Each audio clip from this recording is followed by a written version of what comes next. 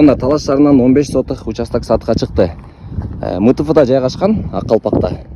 Талас шаарында ушул МТФ жакта Аккалпактан кайрылганда ушул жерде жайгашкан. Андагы кандай кечтистерге көрсөтүп беребиз.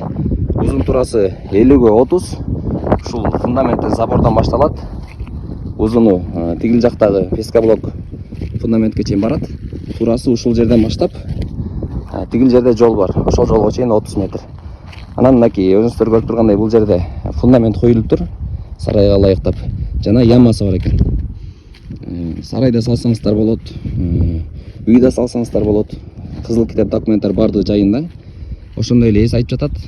Эгер каалоочулар болсо 5 сотуктан кылып бөлүп берем дейт. Ошондой эле туугандар, Талас шаарындагы базар ушул тегерекке көчөт экен.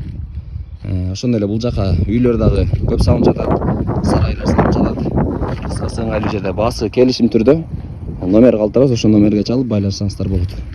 Мынакей туугандар, Талас шаарынан чыгып келатканда, ылычып келатканда, Шахайдан өткөндө бул жак Аккалпак конушу.